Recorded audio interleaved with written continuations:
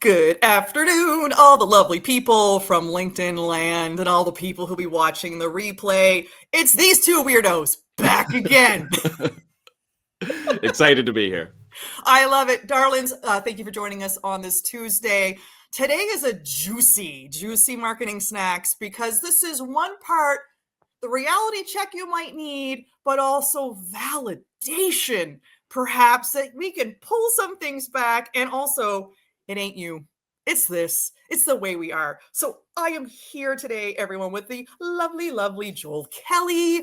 And we're going to talk about optimization, perfectionism, resistance, and all of these things that we think might be helping us in our marketing, but maybe are actually holding us back.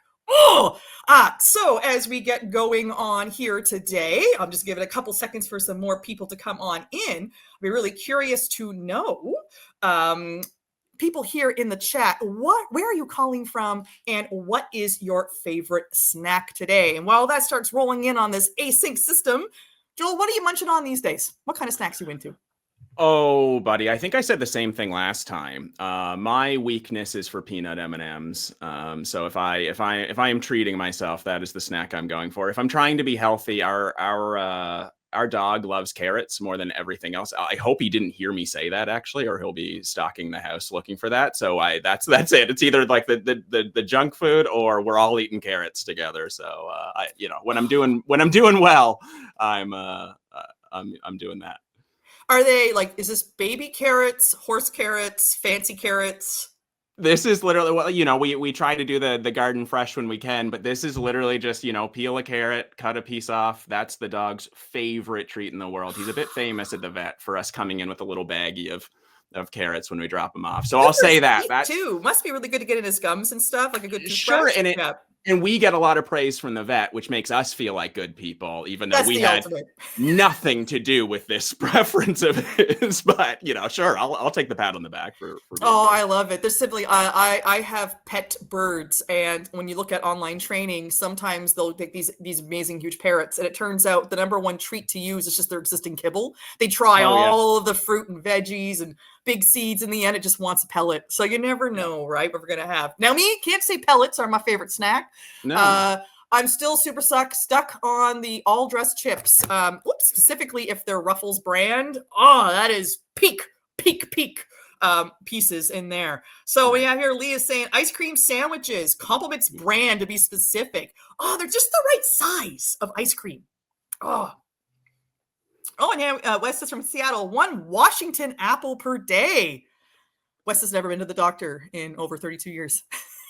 Impressive. I love it.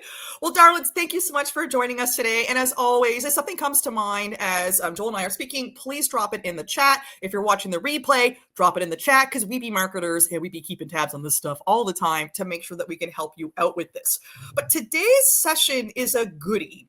And it's a goodie in the way of Joel had of Kelford Labs had this really amazing newsletter come out about I want to say 2-3 weeks ago, and it really got me thinking, because I'm seeing this as well when I work with clients one-to-one on their B2B marketing, and it was this whole idea around optimization, kind of cloaking, being used in existence in a way that kind of stalls us from our marketing. And I'm doing a poor job with that. So I'm going to turn over to you, Joel, because I know it was your newsletter. And when I read it, I was like, we have got to talk about this. But could you kind of give us the Coles Notes, what was going on in the world and why you wanted to talk about optimization and its other side that we might not absolutely. So effectively what we do at Kelford Inc. is we're marketing for communicators. We help advisors, consultants, other marketers find and attract their ideal clients. So this is what I'm focused on. This is where I'm paying attention. And I, as you mentioned, I write the newsletter every weekday. And while I've been focusing more and more on what, the problem is that is keeping these entrepreneurs, these communicators, from being able to demonstrate their value at a distance, it is this obsession with optimization before there's anything to optimize. And I just see it happen over and over and over again. I'd like to say, my clients avoid this because they have my support, but even they from time to time fall into this trap. And of course, so do I. So do, I'm sure, you from time to time. Absolutely. Excellent. And the trap is, before you are seeing the successes of any particular marketing strategy or tactic within that strategy, attempting to figure out how you're going to scale and optimize it, how you're going to make it smooth and efficient and streamlined, how you're going to do more and more and more of it over time before there's anything to turn the dial up on. I think I've said this before, like that dial's not attached to anything until you have a sale to be able to scale. So that was the essence of the newsletter. And it's a bit of like, this is the tip I've been on for the last like 3 weeks. As you say, I think this is all I've written about lately, I guess, leading up to this session. I think it's powerful. For myself on my end, I do B2B marketing for consultants and brand that deal with nuanced, sensitive, or complex items, right? So what they offer and sell and market isn't easy. You can't really make a big piece about it. And I would echo the sentiment that in our work of juicing up, of deepening our marketing, I like to add that I think marketing's industry has unfortunately perpetuated this toxicity of try this and do this and optimize now. And so when you once said to me about there's no knob, there's no dial to tweak it to, you can't turn it to 11. The damn knob isn't even attached to the amplifier at this point. It's true, but there's this FOMO, there's this pressure, there's this tech solutions will help you optimize, but it's like, what are you refining? Like maybe it's not there yet, or we've talked before. We did a prior episode of Marketing Snacks around multiple ICPs and figuring out, how to attract them and how to engage them. And again, it's this, we're reaching for the ultimate goal before we even put the foundations in place. And so our job today in the next 20 minutes is we're going to talk about 4 observations that Joel and I have experienced as B2B marketers and communicators, working with other communicators and solopreneurs and founders and entrepreneurs.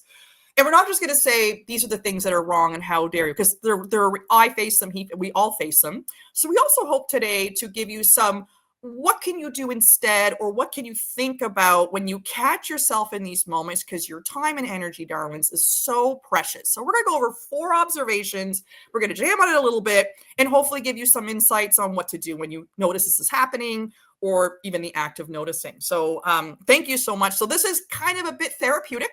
It might be a little bit more versus tactical, but I think when you care about your work, and when often what you're marketing and selling is it is your brand, or it is a team that you care deeply about, this stuff can get personal. And I think it's okay in marketing to talk about these things because they're human problems, ultimately, not an algorithmic problem, not a tech problem.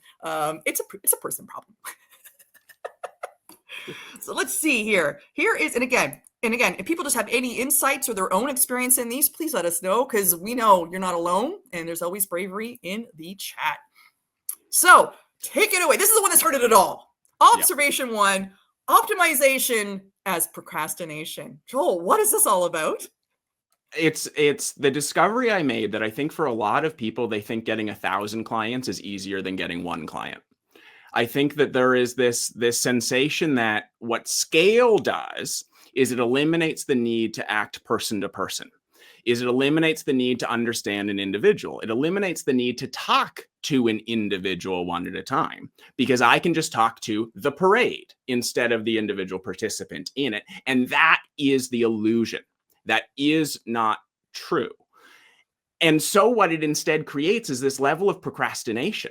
That what I'll do is, instead of doing some customer discovery, talking to a few of my ideal prospects about their struggle, how they knew they had a struggle, how they knew that struggle was overcome, instead of mining for all of that important, crucial data, they say, I don't need any of that. I'll just do this at scale. I'll get my advertising budget super, super high. I'll produce tons of content with ChatGPT and just churn that out. I'll do all of this stuff, so much mass kind of communication that by default, I'll pick up enough clients. So I never have to worry about that hard problem of actually discovering, do I have service market fit? Does this actually add or create any value for my ideal client? It's a way of, optimization is most often, in my experience, actually procrastinating on selling 1 person on your service offering.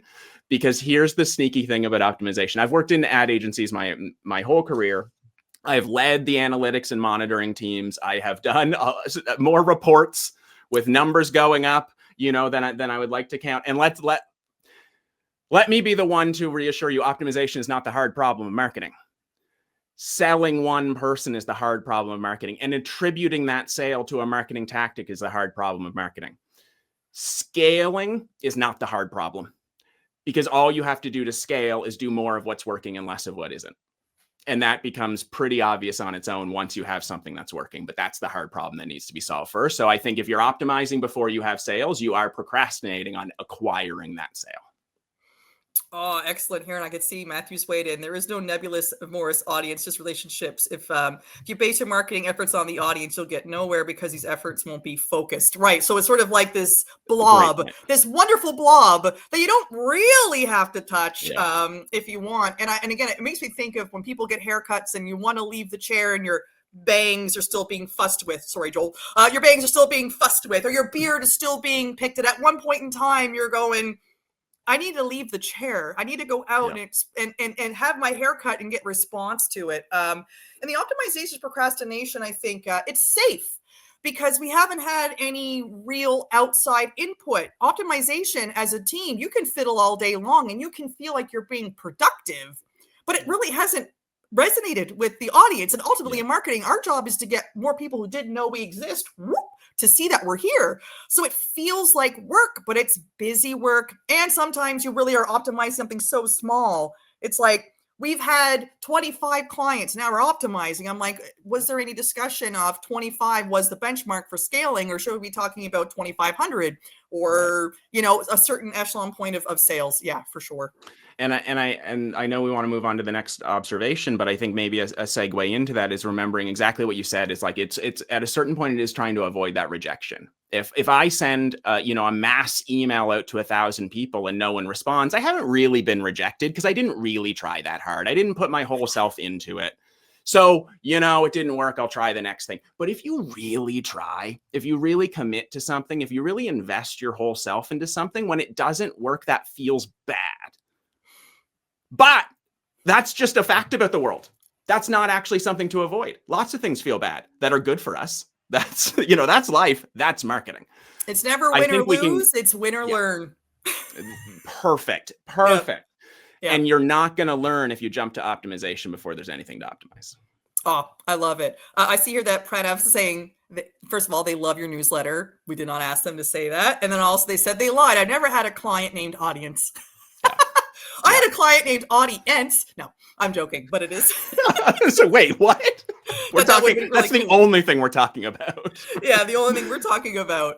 Excellent. Okay, so there you have it, darlings. And also, if you feel like you haven't gotten to the optimization stage, you might not necessarily be behind at all. You may actually need to be exactly where you are. Get curious about that, and also get curious of who's pushing for the optimization, and do they really understand what's happening in your current sales and marketing cycle at the time. Yeah. Okay, number 2 is over here to me is on perfectionism. And perfectionism, from my perspective, is I get it. We want the best chance of success for the work we do. A lot of marketing is visibility. So these are things we're putting out in public. They are open to scrutiny on commenting. They're opening, we know big brands can't change any of their logo or identity without 100,000 people descending and having their hot take on why they did or did not like the serif choice of fonts. I get it. What I like to tap into in perfectionism is where that is coming from. And often it's stalling on impossible conditions, basically. So perfectionism is safe, but it also holds us back, because if you're taking forever to make something perfect, it never gets published, which means you never can have 3 things happen. It succeed, which some people, that's really tough. It will fail, as in something goes horribly wrong, or the one thing a lot of people are worried about is it doesn't do anything. It goes out in the world and there's neither a negative or a positive. It just feels like you farted in the wind, essentially. So that perfectionism, I would say, it also saves us disappointments in those next steps. Yeah. Kind of earlier to the optimization, perfectionism can be a combination of, well, if I keep reiterating it, it'll be perfect, but it's nothing is perfect. We all have been on a newsletter of someone who's amazing and they go, oh my gosh, I'm so sorry. I sent you a newsletter that had all the blank links in it. We've seen typos, all of those good things. So I would say when it comes to perfectionism, it's to think about all this work we're doing is an experiment. It's not make or break your business. And the sooner you get it out there, the more that you can test and have fun. Experimentation versus everything's on the line with this launch, with this new campaign. Again, it's not win or fail. Win or lose. It's win or learn. And the other thing I would get really curious about is self-compassion techniques that you use with yourself. And I'm moving this right out of marketing land and just into being a business owner or working for a team that you adore. That's your self-compassion on this. What tools, what reflections can you do that make you pause and wonder where this perfectionism tendency is coming from? Now, I'm not a therapist. I believe strongly, though, that therapy is a wonderful mechanism to help us proceed. So I would get curious of, it's not how dare you have perfectionism. I would get curious. Why am I rewriting this subject line 100 times? Why have I made 11 versions of this ad? I mean, maybe not ad. I mean, I get if you want to have multiple audience things, but designs of it. Or why have I not said yes to this blog post that I've enlisted someone else, like maybe a ghostwriter or a VA to help me write, and I can't let it go? So maybe it's not perfection. Maybe that's control or other things. So perfectionism to me is we can't get any insight if you don't publish the damn thing. So perfectionism, and also like just give other people space that they can enjoy what you put out there. They will see it for what it is. They're not thinking about it the way you are. What are your thoughts, Joel, around perfectionism? Well, this reminds me a lot of my experience. A few years ago, I took guitar lessons, and I have never played the guitar for an audience, and I probably never will. For me, it was a reason to learn something. It was good for me. I enjoy the process. It was a creative outlet, but it wasn't performance for me. The bad news about marketing is it's a performance. It's not for you. It is for other people. So to think that you could get that perfect without that feedback from the audience is, again, that's an illusion. I can get really, really, really good at, I can get really, really good at playing the guitar the way I like it to sound, but to please an audience would require letting someone else hear it. And that is the truth of marketing. Oh, like I think Wes, I just pinned it here because they can't all be bangers. Yeah. Yeah. But I think that's true. But again, like that's fabulous. Like what a relief to know it can't all be bangers, but you'll never even know. It never floats out there in the world, right? So it's again, like I get it. I bet you also it's probably better than you think it is. Like if you put your heart and soul into it, it's probably a lot better than you're giving yourself credit for. Right. And I think this just gets to what are you optimizing for? Are you optimizing for your own sense of comfort, or are you optimizing for, marketing success, which will require putting things into the market? What? What do you mean? Yeah, How to show up? Oh, I just want to noodle around all day. Oh, this is one. I really love this observation. And also I'm really happy to see in the chat too, a lot of folk are resonating with like, yeah, like this is clear. This is delivering it. And again, we're here for the reality check, but we're doing it with our arm around you, right? As we give you this reality check. Oh, yeah. And I am very direct when I talk about these things because I'm looking at myself right now. I can't see the audience. I'm looking at Joel Kelly, who needs to hear this. So yeah. I love that there's an audience, in the splash zone of a little bit of giving myself the pep talk here, which is we have this instinct, observation 3, go big or go home, that if we're going to do a particular marketing tactic, we should do it as good as we possibly can, which can feel like, well, we have to do the most of it. We have to do the big version. We have to do the best version. We have to do the version that will impress everyone. We have to do the version that will impress our former boss or our former partner or our former colleague. All of those voices in our head that we're trying to impress all the time that actually aren't our buyers and that don't care about us anyway, are not thinking about us. But we have this feeling that we have to do the most of everything. And of course, that just keeps us from doing anything at all. Greg McEwen, the writer of Essentialism and Effortless, has this great line that in order to succeed at something, you have to get it done. And I think that is like the important lesson here. You cannot succeed at something you don't finish. You can't succeed at something that never sees the light of day. You can have a passion project. Marketing is my hobby. That's okay.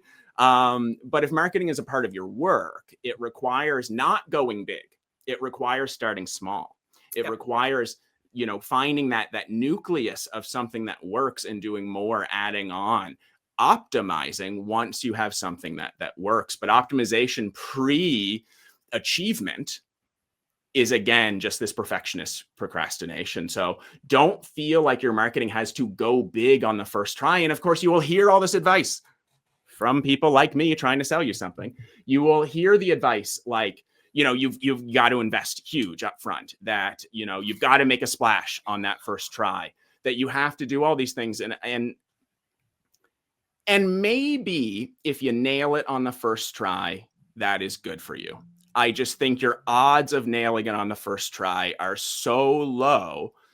Whereas the odds of nailing it on try 3, 4, 5, 6 go up and up and up. Maybe give yourself those attempts. Maybe don't spend all your resources on that first try so that you don't have a second crack at it. The line I'm always saying is marketing doesn't really fail. Like, of course, there are marketing mistakes that, you get in the news for the wrong reasons. Yes. That's not really what we're talking about. Most marketing fails because it stops. Because you spent all the money. You spent all the time, you spent all the energy, you spent all the enthusiasm, and there's just nothing left. These are the issues we want to work through so that we actually make the progress, and then we turn up the dial on the things that we see are working. I think it positions you like, what a great self-fulfilling prophecy. If it's huge, it's almost likely to not get to the stage you want, and you will get discouraged faster. Yeah. Your team will feel like you'll want to pull out mid-item. So I think part of the go big or go home is, I think it's great to brainstorm large and then break it down into smaller bits. I like to put time around this that makes sense in the cycle. Again, getting back to what you know about your ideal customers and clients, the cycles that it's in, and like, what's a safe experimental stage that we can go to? We can acknowledge and honor our want and need for go big or go home, and then reverse engineer it down to something a lot more digestible would be my suggestion. Again, because you have that goal in mind. So that could actually be a really great motivator, but it's not the only thing perpetuating it forward, because it's so tough. Like, no one starts big and goes home. The ones that do hit it out of the park, I still say they didn't. Typically what I've heard is there was a really strong sales team that was keeping meticulous notes in their discovery calls and in their onboarding. They didn't just pick a Canva template, pick an ad campaign and go. There's usually a lot of when you do, but also most of them don't go out huge. So also don't compare yourself to like brands 3 times your size. That's not fair either. And comparison's the theft of joy, darlings. Don't bother. It ain't good. And I would say, if you are going to compare yourself to some big brand, compare yourself to where they were when they were at your scale and size. Apple started by selling homemade computer kits at computer clubs. That's how they got the trillions of dollars. They started there. You can't jump to the end. You can't skip all of those steps. Maybe you can smooth out the process by learning from the example of others, but you've got to start small, because that's where everything starts. It's easy. It's easy to adjust. You don't have to like pause everything. And the bigger you are, the more stuff you have to deal with. And like, our world is busy enough. Just keeping it small. Also, just make sure your plate is just the right amount of full and things don't fall off the plate. You don't want all those little peas to like fall off because like, I must have a mountain at the buffet. Darling, you can have a sandwich and a couple of cheesies. Like, it's fine. Like, you're going to eat because like less stuff will fall on there. And I see that Bruce Trick wanted to put in here as well. Start small, do, analyze, adjust, repeat. This is the experimental thing, and it's a lot more fun, and it's going to feel a lot more rewarding. So, Bruce, I really thank you for bringing that up. Like, look how much could be done in a smaller iteration. If that thing was huge, oh, darlings, like, it would take longer to get through that stage, and we want to be a bit agile. Agility isn't optimizing a button at press. Agility is being able to respond in real time and giving yourself enough time to do it. So, my gosh, I love the folk here in the chat today. They're just really bringing it in. They're listening it up. Okay. And our last one we have today is one of my favorites, and it's resistance. So what is resistance? If you think about a lot of exercise, you have those resistant bands, right? And if you pull on it, it gets harder and harder and harder. And so a lot of folk think that the work in resistance bands is the pulling, but it's not. It's actually resisting the resistance to build up your stamina on the way, or to let it go, boom, to send you flying. There's 2 things that happen there. So what I see happens in terms of procrastination and optimization is resistance. Resistance is fear. It's fear that shows up like someone makes a suggestion. You're working with a consultant, you're working with a subject matter expert. They say something and your immediate reaction is no. that can be resistance. And not necessarily because you don't agree, there's not a values misalignment. There's something about it that's pushing you aside. Resistance can also look like, as you're in the middle of a project, the dip that's often described by Seth Godin and others, usually towards the middle and even towards the end, as you get closer to concluding something, resistance builds. And this served us well back in the day when we read about saber-toothed tigers and other things that were fearful for us.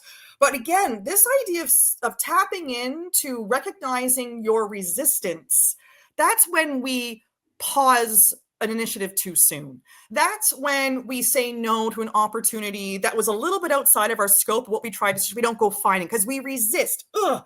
But resistance is actually a superpower, because when you recognize that resistance is happening, you're able to tap into, where is this coming from? And then my recommendation when you feel resistance is, number one, get curious, because you could still decide that resistance was right and you don't want to do this or you don't want to move forward. It could be very valid. Curiosity invites internal conversation. Again, self-compassion techniques can really help with this. But I would recommend, if you feel yourself resisting, often it's because you're concerned about this future that you can't quite see. Go back to your goals and go back to your reason for doing this, right? Because that's going to realign with your mission and your outcomes. And it puts you back into a space, literally in your brain and your nervous system, of what you want the best out of this. Your commitment. Why are you doing this? That's the best way to help work with resistance. Acknowledge it and then go, right. I know that we're worried about this next step, but it's okay, because we're aiming for the goal, the change, the where we're going. And suddenly resistance kind of goes, I'm ready to fling you into that because you leaned into me and we're ready to go. What are your thoughts, Joel, on resistance? That, why do I want to do this? I love this framing, and I love everything that reminds us that as individual humans, marketing is not a button we push. Marketing is not some machinery that we are operating. It's very personal. It requires our creativity. It requires our sensitivity. It requires our emotions. These are both fragile and fraught things that we are dealing with here, and that requires some active maintenance. So I love what you're saying. Yeah, self-compassion goes a long way. And I've said this before, I think in a newsletter some time ago, that marketing is actually self-control, because we are inundated as marketers and from marketers with advice, with all the things you should be doing, all the tools you could be using. And I think we have to remember that, first of all, a marketer's and or salesperson's desperation does not constitute your urgency. The fact that you are seeing the same message from hundreds of people being targeted at you specifically doesn't actually mean you have a problem. It means they have a problem getting a sale. So keep that in mind. It doesn't matter that there's tons of software, tools, templates, and courses out there all about optimization. That doesn't mean it's the next thing you need to do. So I think it's about that self-control, that self-compassion of saying, all of these external forces operating on me have nothing to do with me. There's other people's priorities, other people's fears and resistances. What we can do is remember what we're trying to achieve is get a single client from our marketing efforts, learn why they bought from that marketing effort, and then do more of that thing and less of what wasn't working. That's the whole job. So that's why I really resonate with the idea of remembering that we're going to have emotions about this.